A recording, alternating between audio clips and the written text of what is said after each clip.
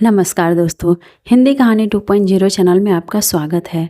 आज हम मुंशी प्रेमचंद जी द्वारा लिखित उपन्यास गोदान के चौथे भाग को सुनते हैं। लेकिन उससे पहले आप सभी लोग से एक विनम्र अनुरोध है कि अगर चैनल पर नए हैं तो चैनल को सब्सक्राइब जरूर कीजिएगा। उपन्यास अच्छी लगे तो लाइक शेयर कमेंट जरूर कीजिएगा। तो चलिए शुरू करते हैं उपन्यास गोदान का चौथा भाग। होरी को रात भर नींद नहीं आई। नीम के पेड़ तले अपनी बांस की खाट पर पड़ा बार बार तारों की ओर देखता था। गाय के लिए एक नांद गाड़नी है, बैलों से अलग उसकी नाद रहे तो अच्छा। अभी तो रात को बाहर ही रहेगी, लेकिन चौमासे में उसके लिए कोई दूसरी जगह ठीक करनी होगी।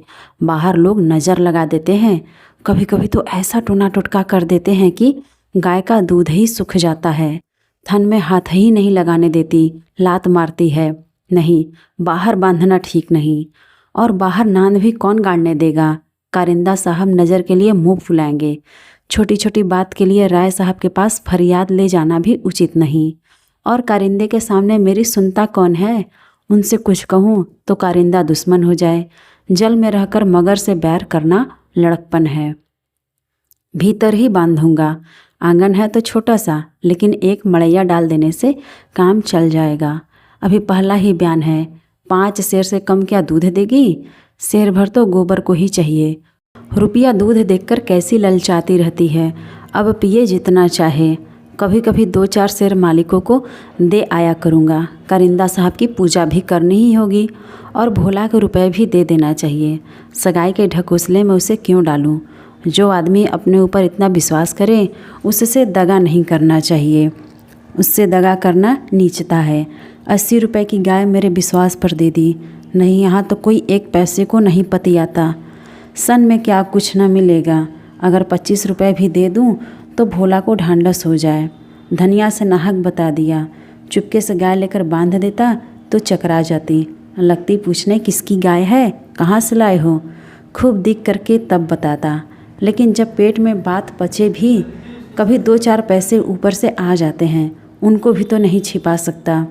और यह अच्छा भी है, उसे घर की चिंता रहती है। अगर उसे मालूम हो जाए कि इनके पास भी पैसे रहते हैं तो फिर नखरे बघारने लगे। गोबर जरा आलसी है। नहीं, मैं गौ की ऐसी सेवा करता कि जैसी चाहिए। आलसी वालसी कुछ नहीं है। इस उम्र में कौन आलसी नहीं होता। मैं भी दादा के सामने मटर गश्ते ही किया करता था। बेचारे पहर रात से कुट्टी काटने लगते। कभी द्वार पर झाड़ू लगाते, कभी खेत में खाद फेंकते। मैं पड़ा सोता रहता था। कभी जगा देते तो मैं बिगड़ जाता और घर छोड़कर भाग जाने की धमकी देता था। लड़के जब अपने माँ बाप के सामने भी ज़िंदगी का थोड़ा सा सुख न भोगेंगे तो फिर जब अपने सिर पड़ गई तो क्या भोगेंगे। दादा के मरते ही क्या मैंने घर नहीं संभाल लिया। सारा गांव यही कहता था कि होरी घर बर्बाद कर देगा। लेकिन सिर पर बोझ पड़ते ही मैंने ऐसा चोला बदला कि लोग देखते रह गए। शोभा और हीरा अलग ही हो गए। नहीं, आज इस घर की और ही बात होती। 3 हल एक साथ चलते, अब तीनों अलग अलग चलते हैं। बस समय का फेर है। धनिया का क्या दोष था। बेचारी जब से घर में आई कभी तो आराम से न बैठी। डोली से उतरते ही सारा काम सिर पर उठा लिया। अम्मा को पान की तरह फेरती रहती थी, जिसने घर के पीछे अपने को मिटा दिया। देवरानियों से काम करने को कहती थी तो क्या बुरा करती थी। आखिर उसे भी तो कुछ आराम मिलना चाहिए। लेकिन भाग्य में आराम लिखा होता तब तो मिलता। तब देवरों के लिए मरती थी, अब अपने बच्चों के लिए मरती है। वह इतनी सीधी गमखोर निश्चल न होती तो आज शोभा और हीरा जो मूँछों पर ताव देते फिरते हैं कहीं भीख मांगते होते। आदमी कितना स्वार्थी हो जाता है। जिसके लिए लड़ो वही जान का दुश्मन हो जाता है। होरी ने फिर पूर्व की ओर देखा। शायद भिनसार हो रहा है। गोबर काहे को जगने लगा। नहीं, कह के तो यही सोचा था कि मैं अंधेरे ही चला जाऊंगा, जाकर नाद गाड़ दूं। लेकिन नहीं, जब तक गाय द्वार पर न आ जाए नाद गाड़ना ठीक नहीं। कहीं भोला बदल गए या और किसी कारण से गाय न दी तो सारा गांव तालियां पीटने लगेगा। चले थे गाय लेने। पट्ठे ने इतनी फुर्ती से नाद गाड़ दी मानो इसी की कसर थी। भोला है तो अपने घर का मालिक, लेकिन जब लड़के सयाने हो गए तो बाप की कौन चलती है। कामता और जंगी अकड़ जाए तो क्या भोला अपने मन से गाय मुझे दे देंगे। कभी नहीं। सहसा गोबर चौंक कर उठ बैठा और आंखें मलता हुआ बोला, अरे यह तो भोर हो गया। तुमने नांद नहीं गाड़ी दादा। होरी गोबर के सुगठित शरीर और चौड़ी छाती की ओर गर्व से देखकर और मन में यह सोचते हुए कि कहीं इसे गोरस मिलता तो कैसा पट्ठा हो जाता, बोला, नहीं अभी नहीं गाड़ी। सोचा कहीं न मिले तो नाहक भद्द हो। गोबर ने त्योरी चढ़ाकर कहा, मिलेगी क्यों नहीं, उनके मन में कोई चोर बैठ जाए, चोर बैठे या डाकू, गाय तो उन्हें देनी ही पड़ेगी। गोबर ने और कुछ न कहा, लाठी कंधे पर रखी और चल दिया। होरी उसे जाते देखता हुआ अपना कलेजा ठंडा करता रहा। अब लड़के की सगाई में देर न करनी चाहिए। 17वां लग गया, मगर करे कैसे, कहीं पैसे के भी दर्शन हो। जब से तीनों भाइयों में अलगौझा हो गया, घर की साख जाती रही। महतो लड़का देखने आते हैं पर घर की दशा देखकर मुंह फीका करके चले जाते हैं। 2-1 राजी भी हुए तो रुपए मांगते हैं। 200-300 लड़की का दाम चुकाए और इतने ही ऊपर से खर्च करे, तब जाकर ब्याह हो। कहाँ से आए इतने रुपए, रास खलिहान में तुल जाती है, खाने भर को भी नहीं बचता, ब्याह कहाँ से हो। और अब तो सोना ब्याहने योग्य हो गई। लड़के का ब्याह न हुआ न सही, लड़की का ब्याह न हुआ तो सारी बिरादरी में हंसी होगी। पहले तो उसी की सगाई करनी है, पीछे देखी जाएगी। एक आदमी ने आकर राम राम किया और पूछा, तुम्हारी कोठी में कुछ बांस होंगे महतो? होरी ने देखा, दमड़ी बसार सामने खड़ा है, नाटा काला, खूब मोटा, चौड़ा मुंह, बड़ी बड़ी मूछें, लाल आँखें, कमर में बांस काटने की कटार खोसे हुए। साल में 1-2 बार आकर चींके, कुर्सियाँ, मोढ़े, टोकरियाँ आदि बनाने के लिए कुछ बांस काट ले जाता है। होरी प्रसन्न हो गया, मुट्ठी गर्म होने की कुछ आशा बधी। चौधरी को ले जाकर अपनी तीनों कोठियाँ दिखाई, मोल भाव किया और 25 रुपये सैकड़े में 50 बाँसों का बयाना ले लिया। फिर दोनों लौटे। होरी ने उसे चीलम पिलाई, जलपान कराया और तब रहस्यमय भाव से बोला, मेरे बाँस कभी 30 रुपये से कम में नहीं जाते, लेकिन तुम घर के आदमी हो, तुमसे क्या मोल भाव करता। तुम्हारा वह लड़का जिसकी सगाई हुई थी अभी परदेश से लौटा कि नहीं? चौधरी ने चिलम का दम लगाकर खांसते हुए कहा, उस लौंडे के पीछे तो मर मिटा महतो। जवान बहू घर में बैठी थी और वह बिरादरी की एक दूसरी औरत के साथ परदेश में मौज करने चल दिया। बहू भी दूसरे के साथ निकल गई। बड़ी नाकीस जात है महतो, किसी की नहीं होती। कितना समझाया कि तू जो चाहे खा, जो चाहे पहन, मेरी नाक न कटवा, मुदा कौन सुनता है। औरत को भगवान सब कुछ दे, रूप न दे, नहीं वह काबू में नहीं रहती। कोठियाँ तो बट गई होंगी। होरी ने आकाश की ओर देखा और मानो उसकी महानता में उड़ता हुआ बोला, सब कुछ बट गया चौधरी। जिनको लड़कों की तरह पाला पोसा वह अब बराबर के हिस्सेदार हैं, लेकिन भाई का हिस्सा खाने की अपनी नीयत नहीं है। इधर तुमसे रुपए मिलेंगे, उधर दोनों भाइयों को बांट दूंगा। 4 दिन की ज़िंदगी में क्यों किसी से छल कपट करूं? नहीं कह दूं कि 20 रुपये सैकड़े बेचे हैं तो क्या उन्हें पता लगेगा? तुम उनसे कहने थोड़ी ही जाओगे। तुम्हें तो मैंने बराबर अपना भाई ही समझा है।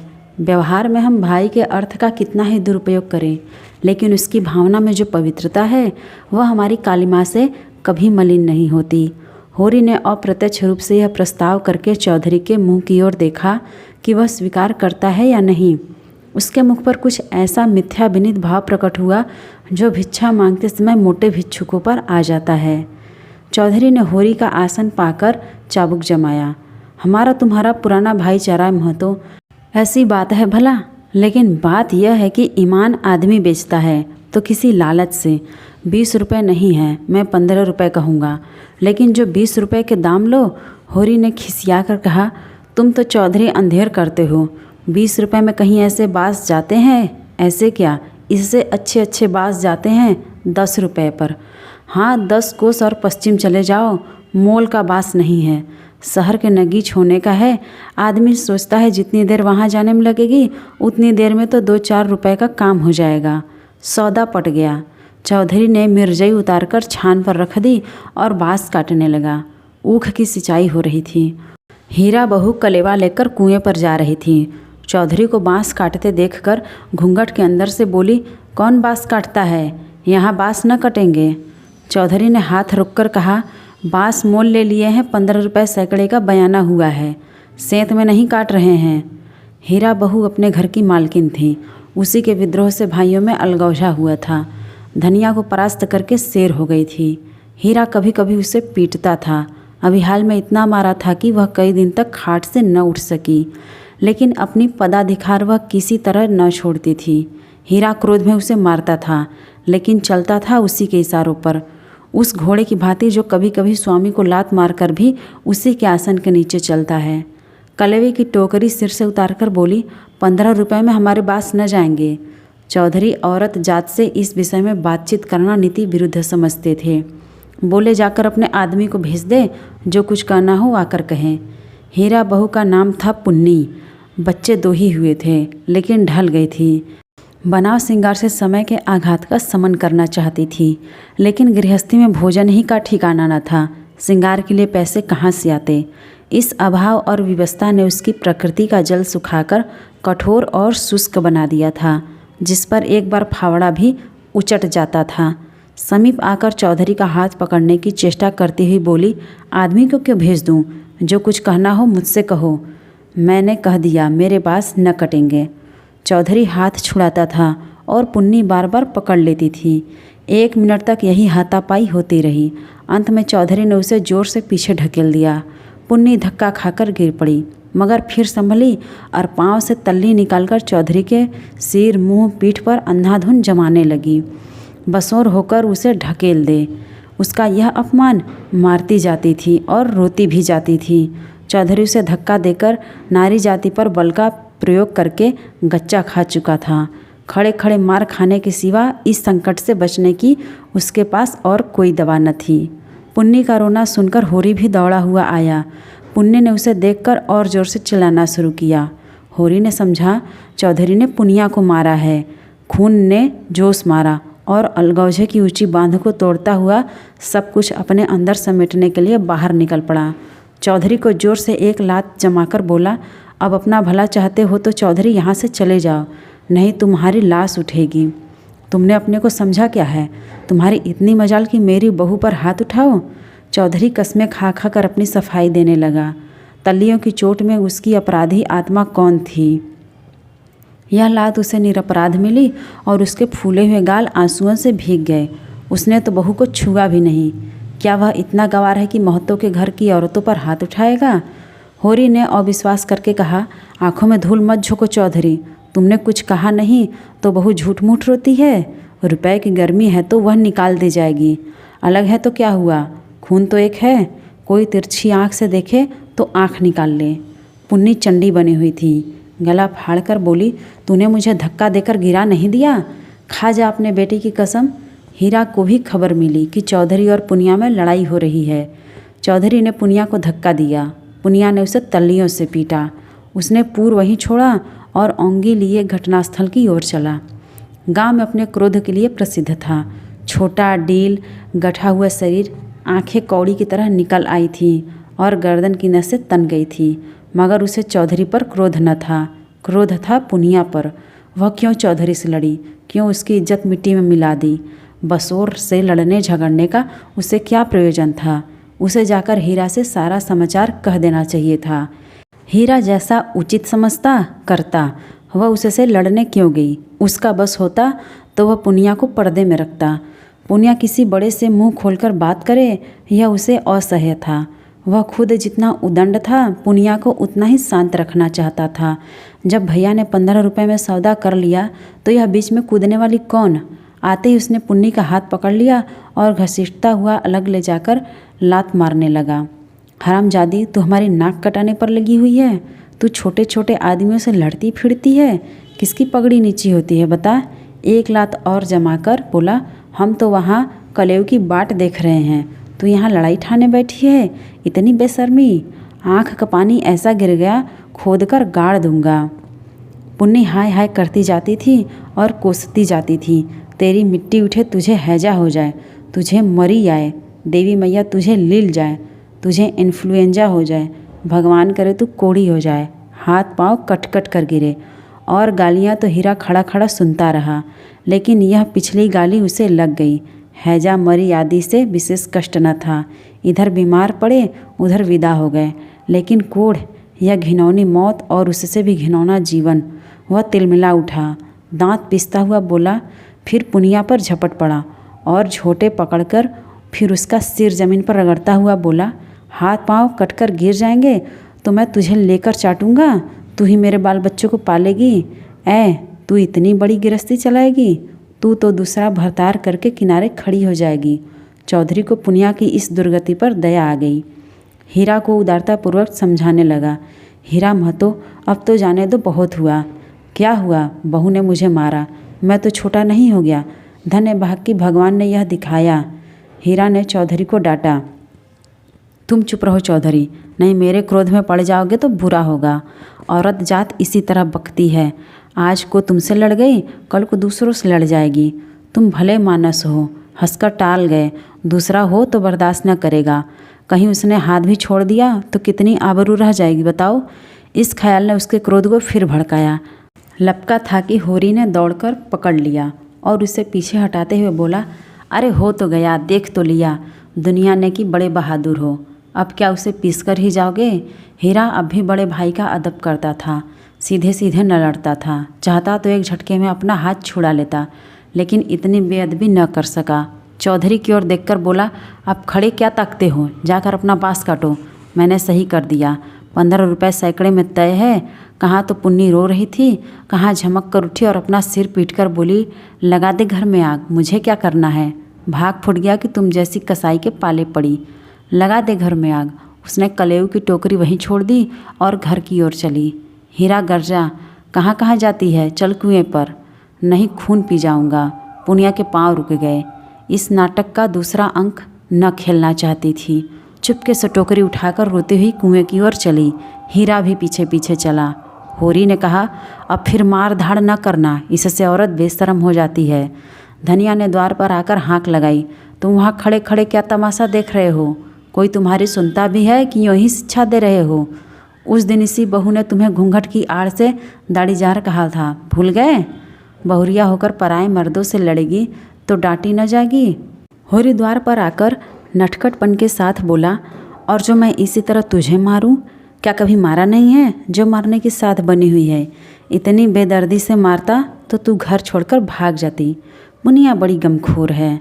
ओहो, ऐसे ही तो बड़े दर्द वाले हो, अभी तक मार का दाग बना हुआ है। हीरा मारता है तो दुलारता भी है, तुमने खाली मारना सीखा, दुलार करना सीखा ही नहीं।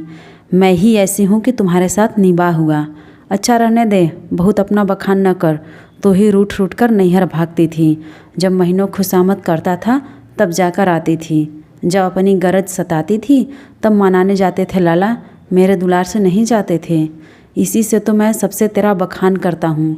वैवाहिक जीवन के प्रभात में लालसा अपनी गुलाबी मादकता के साथ उदय होती है और हृदय के सारे आकाश को अपने माधुर्य की सुनहरी किरणों से रंजित कर देती है।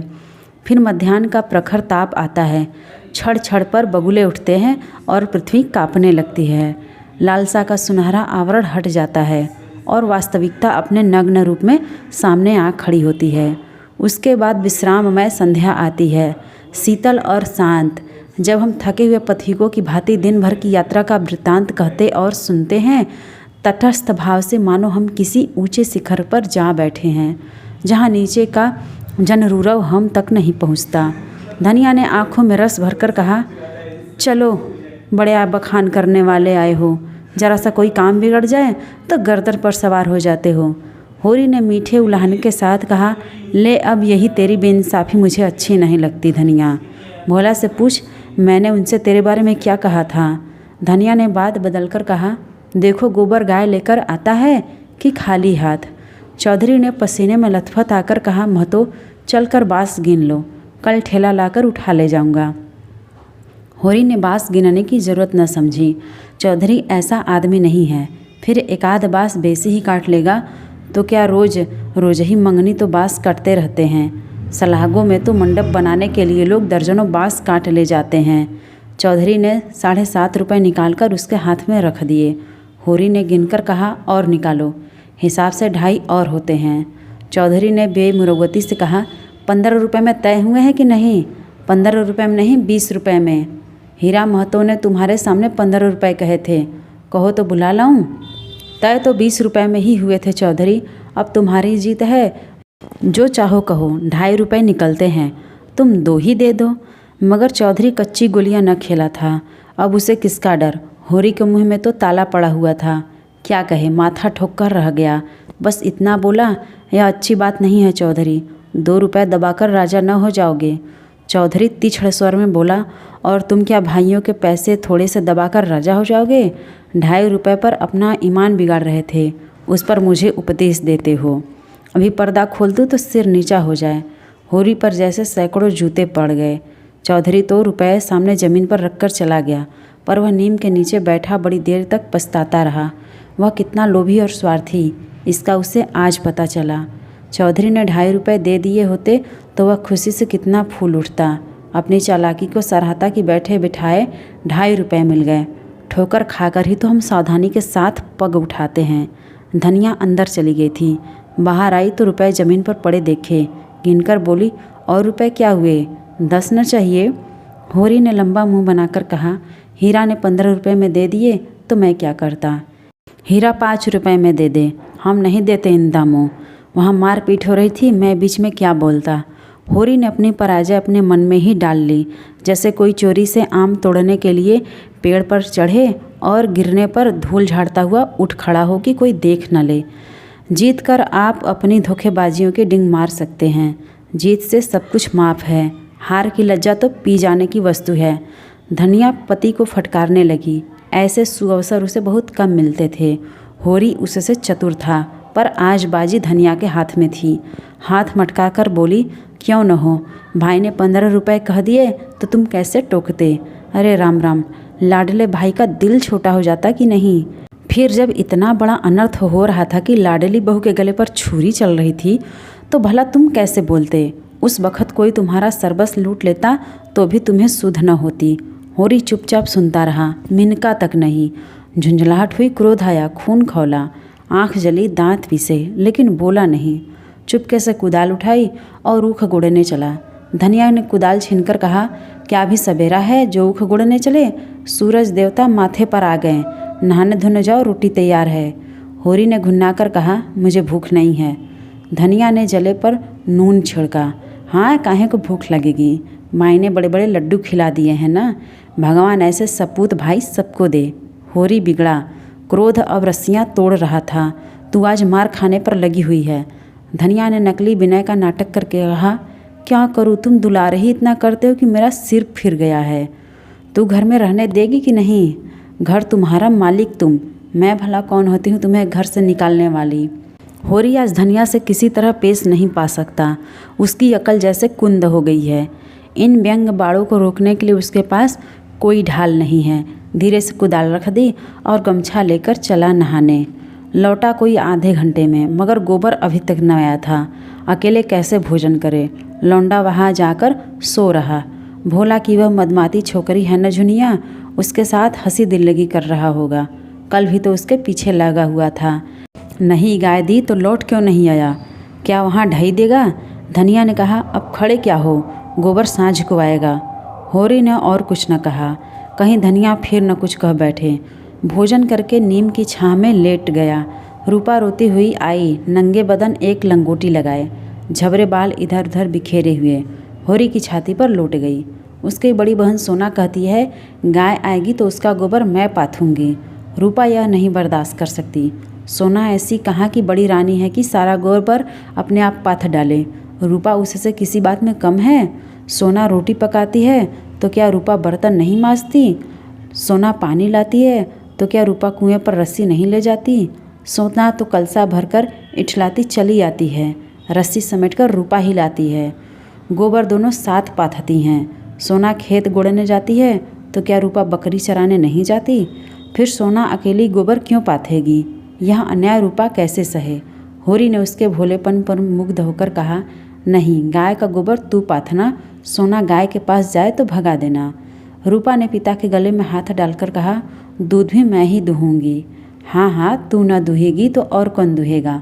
वह मेरी गाय होगी। हाँ, 16 आने तेरी होगी। रूपा प्रसन्न होकर अपनी विजय का शुभ समाचार पराजिता सोना को सुनाने चली गई। गाय मेरी होगी, उसका दूध मैं दूहूँगी, उसका गोबर मैं पाथूँगी, तुझे कुछ न मिलेगा। सोना उम्र से किशोरी, देह के गठन में युवती और बुद्धि से बालिका थी। जैसे उसका यौवन उसे आगे खींचता था, बालपन पीछे। कुछ बातों में इतनी चतुर कि ग्रेजुएट युवतियों को पढ़ाए, कुछ बातों में इतनी अल्हड़ कि शिशुओं से भी पीछे। लंबा रूखा किंतु प्रसन्न मुख, ठोड़ी नीचे को खींची हुई, आँखों में एक प्रकार की तृप्ति, न केसों में तेल, न आँखों में काजल, न देह पर कोई आभूषण, जैसे गृहस्थी के बाहर ने यौवन को दबाकर बौना कर दिया हो। सिर को एक झटका देकर बोली, जा तू गोबर पाथ, जब तू दूध धोकर रखेगी तो मैं पी जाऊंगी। मैं दूध की हांडी में ताले बंद करके रखूंगी, मैं ताला तोड़कर दूध निकाल लाऊंगी। यह कहती हुई वह बाग की तरफ चल दी। आम गदरा गए थे, हवा के झोंकों से एक आध जमीन पर गिर पड़ते थे।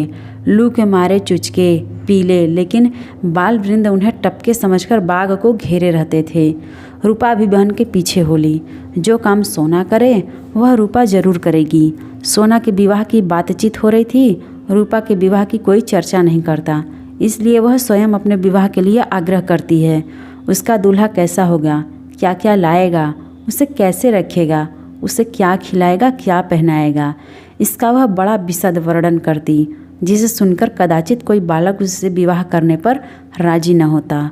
सांझ हो रही थी। होरी ऐसा अलसाया कि ऊख गोड़ने न जा सका।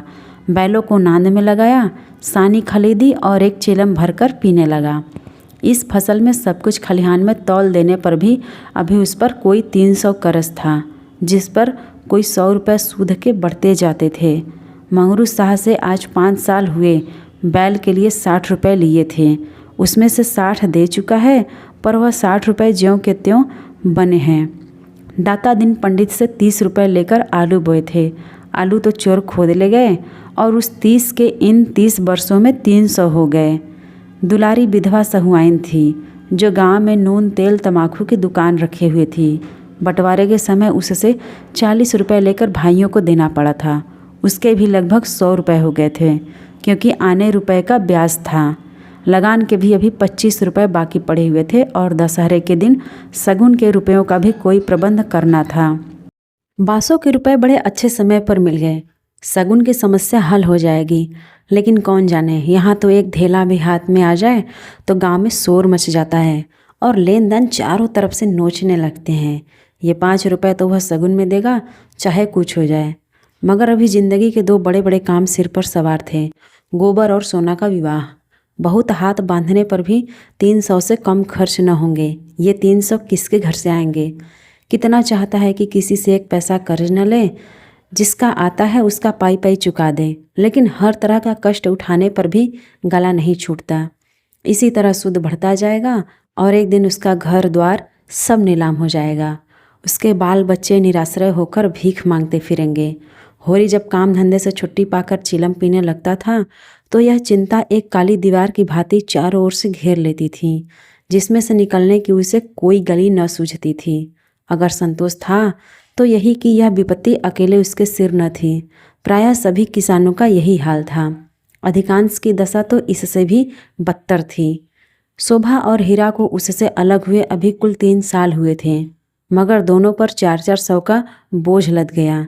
झिंगुर 2 हल की खेती करता है, उस पर 1000 से कुछ बेसी ही देना है। जियावन महतो के घर भिखारी भीख भी नहीं पाता, लेकिन कर्जे का कोई ठिकाना नहीं। यहाँ कौन बचा है? सहसा सोना और रूपा दोनों दौड़ी हुई आई और एक साथ बोली, भैया गाय ला रहे हैं। आगे आगे गाय, पीछे पीछे भैया हैं। रूपा ने पहले गोबर को आते देखा था। यह खबर सुनाने की सुर्खरुई उसे मिलनी चाहिए थी। सोना बराबर की हिस्सेदार हुई जाती है, यह उससे कैसे सहा जाता। उसने आगे बढ़कर कहा, पहले मैंने देखा था तभी दौड़ी। बहन ने तो पीछे से देखा। सोना इस दावे को स्वीकार न कर सकी। बोली, तूने भैया को कहाँ पहचाना? तू तो कहती थी कोई गाय भागी आ रही है। मैंने ही कहा भैया है। दोनों फिर बाग की तरफ दौड़ी गाय का स्वागत करने के लिए। धनिया और होरी दोनों गाय बांधने का प्रबंध करने लगे। होरी सचमुच आपे में न था। गौ उसके लिए केवल भक्ति और श्रद्धा की वस्तु नहीं, सजीव संपत्ति भी थी।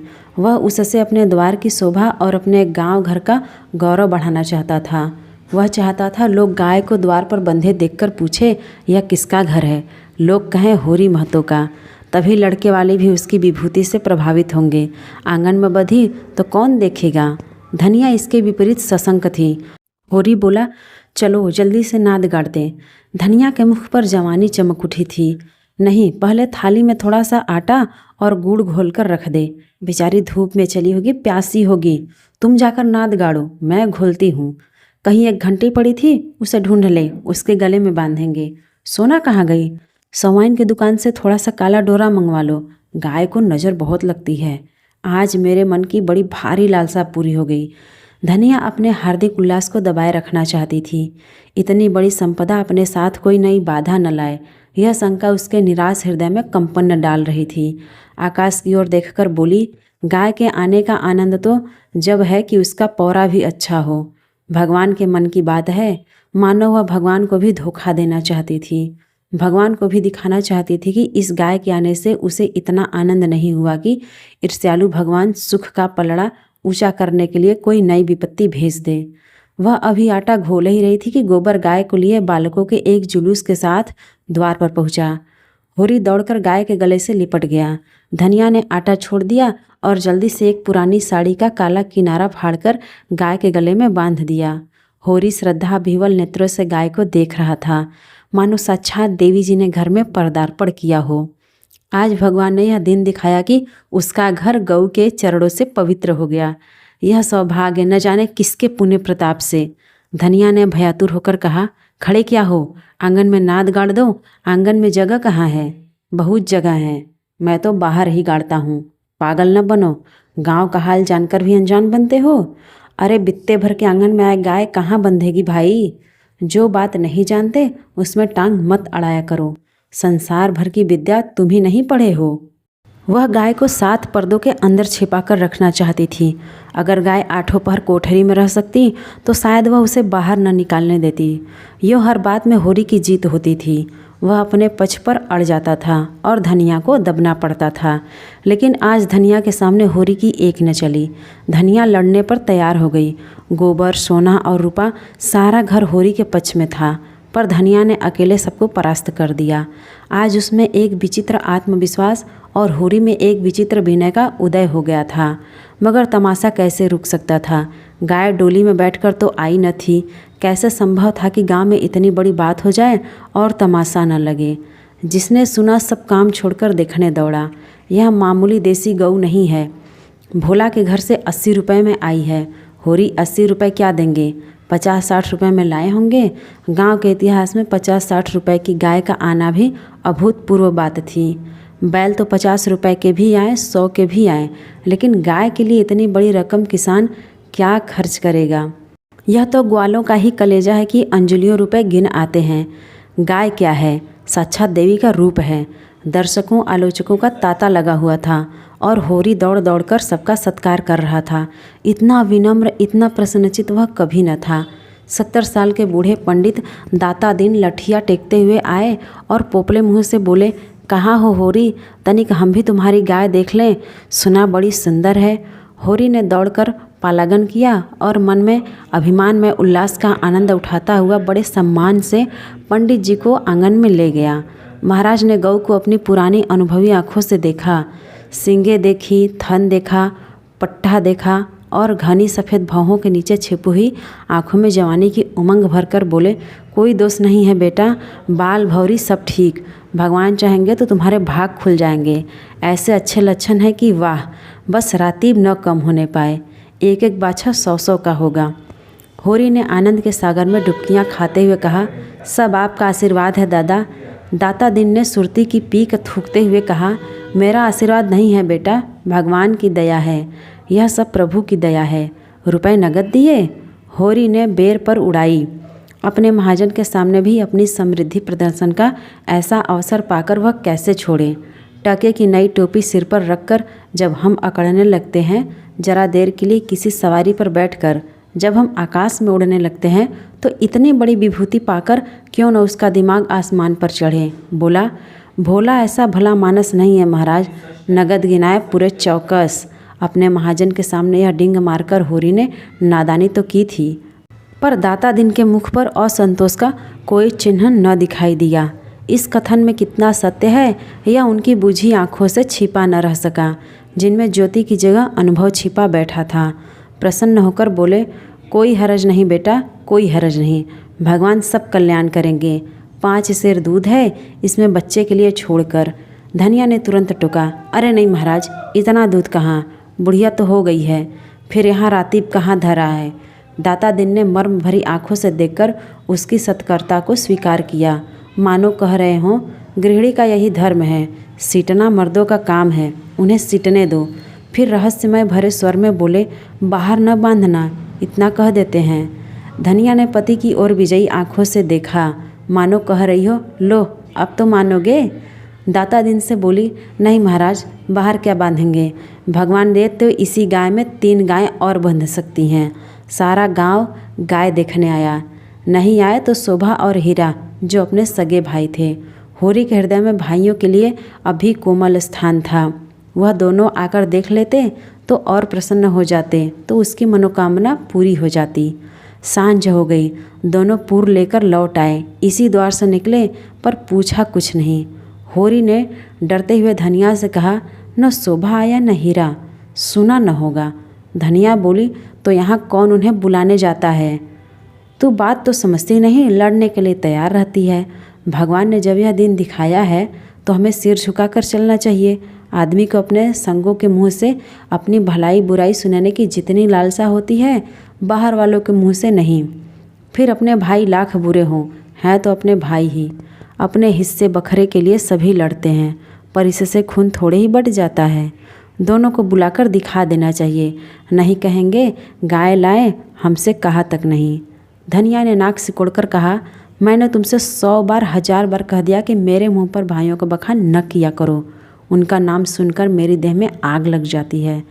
सारे गांव ने सुना, क्या उन्होंने न सुना होगा। कुछ इतनी दूर भी तो नहीं रहते, सारा गांव देखने आया। उन्हीं के पाँव में मेहंदी लगी हुई थी, मगर आए कैसे। जलन हो रही होगी कि इसके घर गाय कहाँ से आ गई, छाती फटी जाती होगी। दिया बत्ती का समय आ गया था। धनिया ने जाकर देखा तो बोतल में मिट्टी का तेल न था। बोतल उठाकर तेल लाने चली गई। पैसे होते तो रूपा को भेजती, उधार लाना था, कुछ मुंह देखी कहेगी, कुछ लल्लो चप्पो करेगी, तभी तो तेल उधार मिलेगा। होरी ने रूपा को बुलाकर प्यार से गोद में बैठाया और कहा, जरा जाकर देख हीरा काका आ गए कि नहीं, शोभा काका को भी देखती आना। कहना दादा ने तुम्हें बुलाया है, न आए तो हाथ पकड़कर खींच लाना। रूपा ठुनक कर बोली, छोटी काकी मुझे डांटती हैं।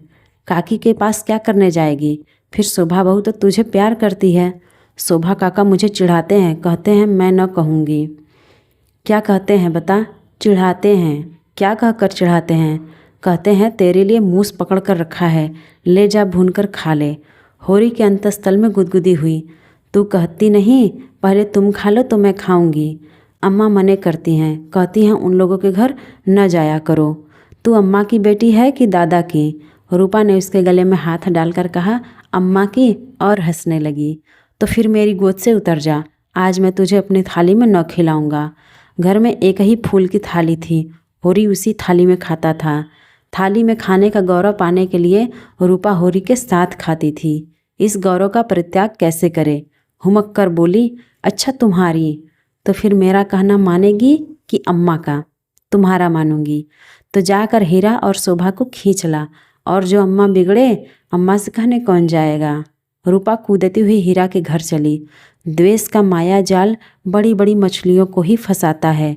छोटी मछलियाँ या तो उसमें फंसती ही नहीं या तुरंत निकल जाती हैं। उनके लिए वह घातक जाल क्रीड़ा की वस्तु है, भय की नहीं। भाइयों से होरी की बोलचाल बंद थी, पर रूपा दोनों घरों में आती जाती थी। बच्चों से क्या बैर, लेकिन रूपा घर से निकली ही थी कि धनिया तेल लिए मिल गई। उसने पूछा, सांझ की बेला कहाँ जाती है, चल घर। रूपा माँ को प्रसन्न करने के प्रलोभन को न रुक सकी। धनिया ने डांटा, चल घर, किसी को बुलाने नहीं जाना है।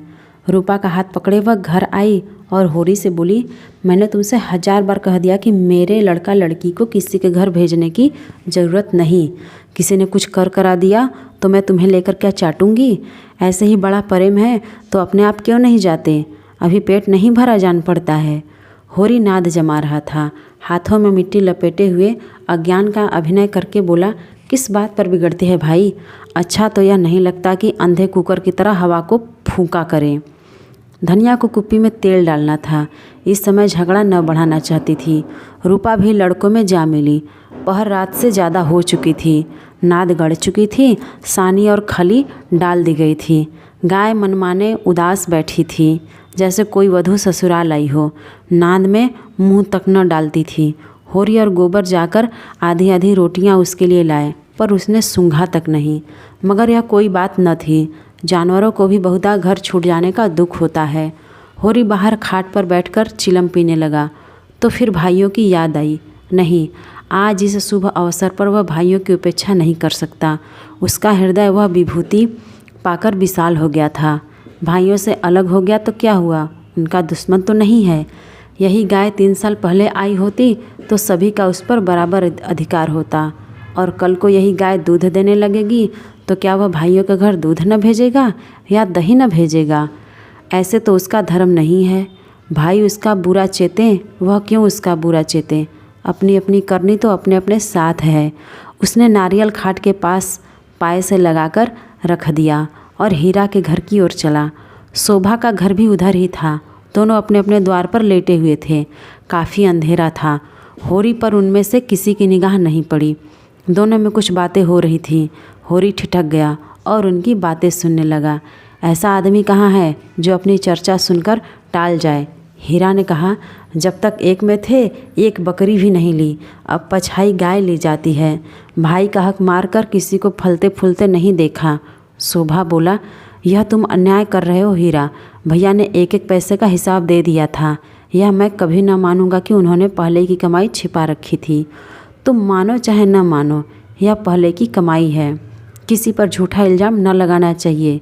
अच्छा, तो यह रुपए कहाँ से आ गए? कहाँ से खून बरस पड़ा? उतने ही खेत तो हमारे पास भी हैं, उतनी ही उपज हमारी भी है।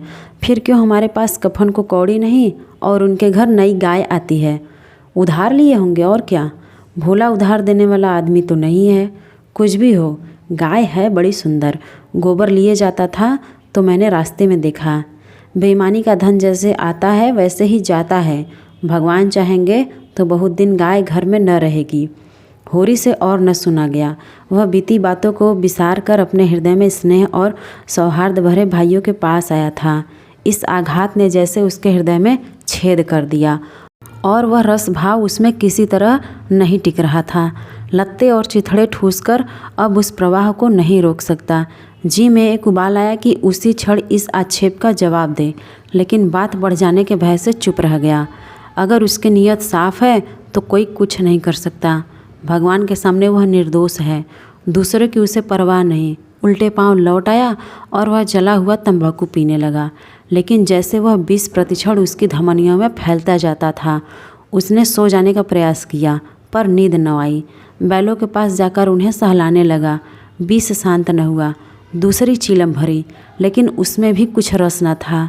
20 ने जैसे चेतना को अक्तांत कर दिया हो। जैसे नशे में चेतना एकांगी हो जाती है, जैसे फैला हुआ पानी एक दिशा में बहकर वेगवान हो जाता है, वही मनोवृत्ति उसकी हो रही थी। उसी उन्माद की दशा में वह अंदर गया। अभी द्वार खुला हुआ था। आंगन में एक किनारे चटाई पर लेटी हुई धनिया सोना से देह दबवा रही थी और रूपा जो रोज़ सांझ होते ही सो जाती थी, आज खड़ी गाय का मुँह सहला रही थी। होरी ने जाकर गाय को खूंटे से खोल लिया और द्वार की ओर ले चला। वह इसी वक्त गाय को भोला के घर पहुंचाने का दृढ़ निश्चय कर चुका था। इतना बड़ा कलंक सिर पर लेकर वह अब गाय को घर में नहीं रख सकता, किसी तरह नहीं। धनिया ने पूछा, कहाँ लिए जाते हो रात को? होरी ने एक पग बढ़ाकर कहा, ले जाता हूँ भोला के घर, लौटा दूंगा। धनिया को विस्मय हुआ। उठकर सामने आ गई और बोली, लौटा क्यों दोगे? लौटाने के लिए ही लाए थे क्या?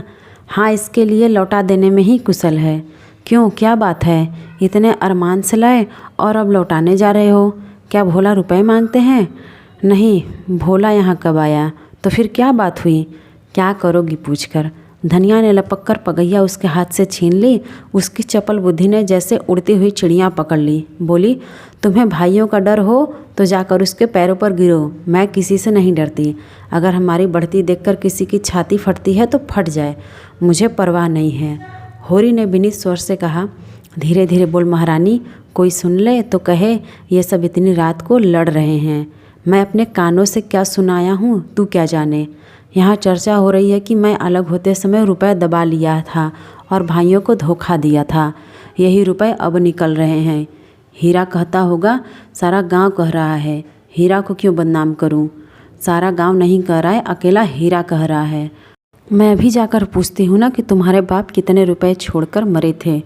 दढ़ीजारों के पीछे हम बर्बाद हो गए, सारी ज़िंदगी मिट्टी में मिला दी, पाल पोस कर सांड किया, और अब हम बेईमान हैं। मैं कह देती हूँ अगर गाय घर के बाहर निकली तो अनर्थ हो जाएगा। रख लिए हमने रुपए, दबा लिए, बीच खेत दबा लिए, डंके की चोट कहती हूँ। मैंने हंडे भर असरफियाँ छिपा ली। हीरा और शोभा और संसार को जो करना हो कर ले, क्यों न रुपए रख ले। दो दो संडों का ब्याह नहीं किया, गौना नहीं किया। होरी सिटपिटा गया। धनिया ने उसके हाथ से पगहिया छीन ली और गाय को खूंटे से बांधकर द्वार की ओर चली। होरी ने उसे पकड़ना चाहा पर वह बाहर जा चुकी थी। वही सिर थामकर बैठ गया। बाहर उसे पकड़ने की चेष्टा करके वह कोई नाटक नहीं दिखाना चाहता था। धनिया के क्रोध को खूब जानता था। बिगड़ती है तो चंडी बन जाती है, मारो काटो सुनेगी नहीं। लेकिन हीरा भी तो एक ही गुस्सेवर है, कहीं हाथ चला दे तो परलय ही हो जाए। नहीं, हीरा इतना मूर्ख नहीं है। मैंने कहाँ से कहाँ यह आग लगा दी। उसे अपने आप पर क्रोध आने लगा। बात मन में रख लेता तो यह क्यों टंटा खड़ा होता। सहसा धनिया का कर्कश स्वर कान में आया। हीरा की गरज भी सुनाई पड़ी। फिर पुन्नी की पैनी पीक भी कानों में चुभी। सहसा उसे गोबर की याद आई। बाहर लपककर उसकी खाट देखी, गोबर वहाँ न था। गजब हो गया, गोबर भी वहाँ पहुँच गया। अब कुशल नहीं, उसका नया खून है, न जाने क्या कर बैठे। लेकिन होरी वहाँ कैसे जाए। हीरा कहेगा आप बोलते नहीं, जाकर इस डाइन को लड़ने के लिए भेज दिया। कोलाहल प्रतिक्षण प्रचंड होता जाता था। सारे गांव में जाग पड़ गई। मालूम होता था कहीं आग लग गई है और लोग खाट से उठ उठ बुझाने दौड़े जा रहे हैं। इतनी देर तक तो वह जब तक ये बैठा रहा, फिर न रहा गया। धनिया पर क्रोध आया। वह क्यों लड़ने गई। अपने घर में आदमी न जाने किसको क्या कहता है। जब तक कोई मुंह पर बात न कहे, यही समझना चाहिए कि उसने कुछ नहीं कहा। होरी की कृषक प्रकृति झगड़े से भागती थी। चार बातें सुनकर गम खा जाना इससे कहीं अच्छा है कि आपस में तनाजा हो। कहीं मारपीट हो जाए तो थाना पुलिस हो, बंधे बंधे फिरो, सबकी चिरौरी करो, अदालत की धूल फाँको, खेती बाड़ी जहन्नुम में मिल जाए। उसका हीरा पर तो कोई बस न था, मगर धनिया को तो वह ज़बरदस्ती खींच ला सकता था। बहुत होगा गालियाँ दे देगी, एक दो दिन रूठी रहेगी, थाना पुलिस की नौबत तो न आएगी। जाकर हीरा के द्वार पर सबसे दूर की दीवार की आड़ में खड़ा हो गया। एक सेनापति की भांति मैदान में आने के पहले परिस्थिति को अच्छी तरह से समझ लेना चाहता था। अगर अपनी जीत हो रही है तो बोलने की कोई ज़रूरत नहीं, हार हो रही है तो तुरंत कूद पड़ेगा। देखा तो वहाँ 50 आदमी जमा हो गए हैं। पंडित दातादीन, लाला पटेश्वरी, दोनों ठाकुर जो गांव के कर्ता धर्ता थे, सभी पहुँचे हुए हैं। धनिया का पल्ला हल्का हो रहा था। उसकी उग्रता जनमत को उसके विरुद्ध किए देती थी। वह रणनीति में कुशल न थी। क्रोध में ऐसी जली कटी सुना रही थी कि लोगों की सहानुभूति उससे दूर होती जाती थी। वह गरज रही थी, तो हमें देखकर क्यों जलता है, हमें देखकर क्यों तेरी छाती फटती है। पाल पोसकर जवान कर दिया, यही उसका इनाम है। हमने न पाला होता तो आज कहीं भीख मांगते होते, रूह की छाह भी नहीं मिलती। होरी को ये शब्द ज़रूरत से ज़्यादा कठोर जान पड़े। भाइयों का पालना पोसना तो उसका धर्म था। उनके हिस्से की जायदाद तो उसके हाथ में थी।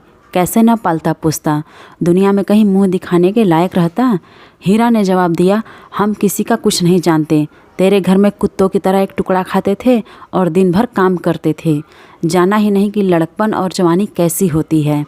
दिन भर सूखा गोबर बिना करते थे, उस पर भी तू बिना 10 गाली दिए रोटी न देती थी। तेरी जैसी राक्षसिन के हाथ में पड़कर जिंदगी तलख हो गई। धनिया और भी तेज हुई, जबान संभाल नहीं जीभ खींच लूँगी। राक्षसिन तेरी औरत होगी, तू है कि फेर में मूड़ी काटे, टुकड़े खोर, नमक हराम। दातादीन ने टोका, इतना कटु वचन क्यों कहती है धनिया। नारी का धर्म है कि गम खाए, वह तो उजड्डा है, क्यों उसके मुँह लगती है। लाला पटेश्वरी पटवारी ने उसका समर्थन किया। बात का जवाब बात है, गाली नहीं। तूने लड़कपन में उसे पाला पोसा, लेकिन यह क्यों भूल जाती है कि उसकी जायदाद तेरे हाथ में थी। धनिया ने समझा सब के सब मिलकर मुझे नीचा दिखाना चाहते हैं। चौमुख लड़ाई लड़ने के लिए तैयार हो गई। अच्छा रहने दो लाला, मैं सबको पहचानती हूँ। इस गांव में रहते 20 साल हो गए, एक एक की नस पहचानती हूँ। मैं गाली दे रही हूँ, वह फूल बरसा रहा है। क्यों? दुलहरी सहुआइन ने आग पर घी डाला। बाकी बड़ी गलदराज औरत है भाई, मर्द के मुँह लगती है। होरी ही जैसा मर्द है कि इसका निबाह होता है। दूसरा मर्द होता तो एक दिन न पड़ती। अगर हीरा इस समय ज़रा नर्म हो जाता है तो उसकी जीत हो जाती। लेकिन ये गालियाँ सुनकर आपे से बाहर हो गया। औरों को अपने पक्ष में देखकर वह कुछ शेर हो रहा था। गला फाड़कर बोला, चली जा मेरे द्वार से, नहीं जूतों से बात करूँगा, झोटा पकड़कर उखाड़ लूँगा। गाली देती है डाइन, बेटे का घमंड हो गया है। खून पासा पलट गया। होरी का खून खौल उठा, बारूद में जैसे चिंगारी पड़ गई हो। आगे आकर बोला, अच्छा बस अब चुप हो जाओ हीरा, अब नहीं सुना जाता। मैं इस औरत को क्या कहूँ? जब मेरी पीठ में धूल लगती है तो इसी के कारण, न जाने क्यों इसे से चुप नहीं रहा जाता। चारों ओर से हीरा पर बौछार पड़ने लगी। दाता दिन ने निर्लज्ज कहा, पटेश्वरी ने गुंडा बनाया, झिंगुरी सिंह ने शैतान की उपाधि दी, दुलारी सहुआइन ने कपूत कहा, एक उदंड शब्द ने धनिया का पल्ला हल्का कर दिया था, दूसरे उग्र शब्द ने हीरा को गच्चे में डाल दिया। उस पर होरी के संयत वाक्य ने रही सही कसर भी पूरी कर दी। हीरा संभल गया। सारा गांव उसके विरुद्ध हो गया। अब चुप रहने में ही उसकी कुशल है। क्रोध के नशे में भी इतना होश उसे बाकी था। धनिया का कलेजा दूना हो गया। होरी से बोली, सुन लो कान खोल के, भाइयों के लिए मरते रहते हो। ये भाई है, ऐसे भाई का मुंह न देखे, यह मुझे जूतों से मारेगा। खिला पिला होरी ने डांटा, फिर क्यों बकबक करती रहती है, घर क्यों नहीं जाती? धनिया ज़मीन पर बैठ गई और आर्त स्वर में बोली, अब तो इसके जूते खा के जाऊंगी। जरा इसकी मर्दूमी देख लूँ, कहाँ है गोबर? अब किस दिन काम आएगा? तू देख रहा है बेटा, तेरी माँ को जूते मारे जा रहे हैं। यो बिलाप करके उसने अपने क्रोध के साथ होरी के क्रोध को भी क्रियाशील बना डाला। आग को फूंक फूंक कर उसमें ज्वाला पैदा कर दी। हीरा पराजित सा पीछे हट गया। पुण्य उसका हाथ पकड़कर घर की ओर खींच रही थी। सहसा धनिया ने सिंहनी की भांति झपटकर हीरा को इतने जोर से धक्का दिया कि वह धम से गिर पड़ा और बोली, कहाँ जाता है? जूते मार, मार जूते, देखूँ तेरी मर्दूमी। होरी ने दौड़कर उसका हाथ पकड़ लिया और घसीटता हुआ घर ले चला। तो आज की ये मुंशी प्रेमचंद जी द्वारा लिखित उपन्यास गोदान का चौथा भाग आपको कैसा लगा, कमेंट करके ज़रूर बताइएगा। और अगर चैनल पर नए हैं तो चैनल को सब्सक्राइब ज़रूर कीजिएगा और अपने दोस्तों को भी शेयर कीजिएगा।